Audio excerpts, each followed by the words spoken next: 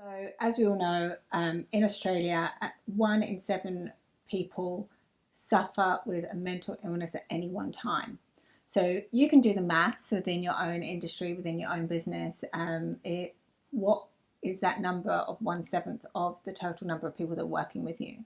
And that's a rough gauge of how many people that are diagnosed that has been reported as having a mental health illness. So that just puts some context into what that looks like within your business, and then look at the people or how many people they actually work with, and how if it's not managed well, it can affect people within the workforce. And this doesn't actually take into consideration people that their mental health is affected or their well-being is affected by overwork or struggles at home through relationships and stuff like that. So these are actual figures that have been reported. So I think it's a lot higher than that. Yes, it is a little bit more sporadic with regards to temporary stress and stuff, but it still affects our business, right? So the first thing is to really have a clear message that mental health is important to you. Then your mental health of your team is important to you. A lot of people out there think that you're just ticking a box, and they just ignore it. They just think that, oh well, it's just something you have to do, so whatever. So it's making sure that the messaging that you're putting across is that we care about you and we want to help you. Okay, and it's also giving them an understanding through that communication that there is no judgment, there is not going to be any discrimination. An easy way of explaining it to them is, hang on a minute, you look after your physical health by going to the gym. This is around looking after your mental health, about being more proactive. Same. So it's whether it's physical or mental, it still makes up you. So that's an easy way of explaining it to people as well. Also, make sure that you have a really clear mental health strategy. What does that look like? Like, what is that journey you're taking people on, and what is your next steps, and where are you? Where currently are you right now, and where do you want to be, and what is that strategy to get there? Make sure you have policies and processes in place that people have avenues to follow if something happens, so it's really clear. Because a lot of the time companies have a strategy and it's really high level, and they know that there are policies and processes in place, but they actually don't understand or contextualize that policy and process for themselves in their own working environment. So making sure that the processes and policies are really contextualized to people, not just written out on pieces of paper. And make sure that your policies enable your people to be supported in the right way as well. So being more proactive about creating open communication around mental health and support around mental health. Talking about it, contextualizing it, looking at, telling stories about how stress plays out within the business, how it plays out at home. For instance, I know when I was stressed, I used to go into work, I used to snap at people and be very reactive. Going home, again, I'd be really short with the kids. I'd, tell them off with something it was over nothing, they didn't do anything wrong.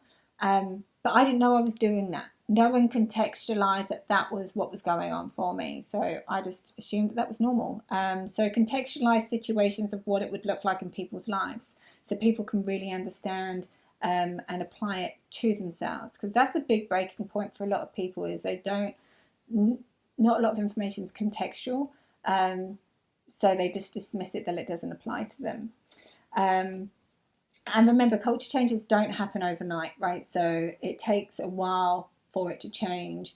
And I think there's been some studies that if you can get a 17% change, like a positive change of a positive culture, the rest is easy. It's getting up to that 17% of the people within your company in the right way of thinking around the culture, around mental health, and getting to that point is difficult. But moving beyond that point tends to be easier as well, because the FOMO, fear of missing out, and starts kicking in and everything else. So, and the quicker we get people the support, one, it builds confidence within the company. Two, it actually helps them to get better outcomes. And three, it gets them to have confidence in us, and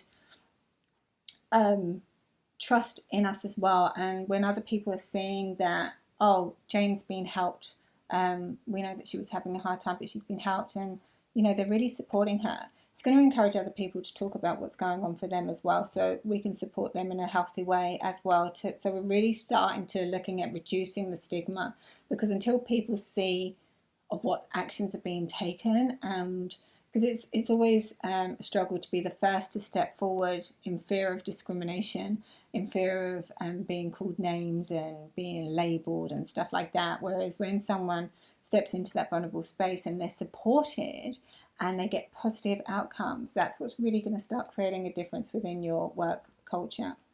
Like we said before, have really clear policies and procedures. So have really clear channels. So if if Jane comes up to John and this is what John now has to do, and this is what John has the autonomy to do around the mental health.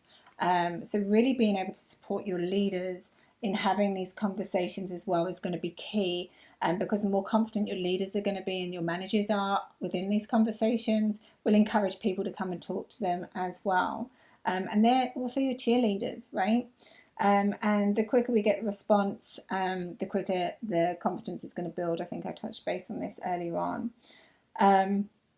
Your managers need to be approachable as well. And like I said a minute ago, be confident around having these uncomfortable conversations. And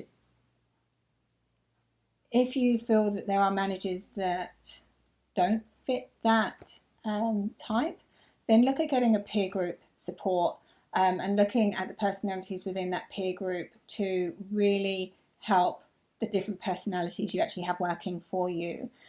So that will really help getting people to connect with someone within your company to get the support that they need as well. And encourage the dialogue, encourage the conversations, talk openly. People follow by actions, not by by what you're doing and what you're saying, and looking at observations rather than being told, well, if you have a conversation, if you're struggling, talk to me. Whereas if they see someone else struggling and they talk to that manager and they watch and they see a positive outcome, that's going to help them move quicker than you telling them to go and talk to you as well. Look at your one-on-one meetings. Are you having regular one-on-one meetings? What do they look like? Are they structured? Are they frameworked around anything? Look at the catch-ups as well. And really ask people, how are you doing? Like, I would talk to my one-on-one clients, and I say, so how are you? Yeah, I'm great. Okay, now we've got that out of the way. How are you actually really doing? Really give them that space to tell you how they're feeling. And then move into, I think I gave some tips before around moving into, okay, so what is in your control right now? What can we focus on that we can change to get different outcomes right now? And what support do you need to do that? And having those types of conversation which drives focus on the right things and positivity and different outcomes, so they don't feel stuck and out of control as well. And these types of conversations actually builds trust as well within the dynamics as well. So I know I've gone through quite a lot, bit of a longer video than normal, but I hope you've had some good value out of this. If you, as always, put some comments in the bottom if you have any questions, or please feel free to reach out to me, and happy to have a chat. Until the next video, stay safe and stay connected. Take care.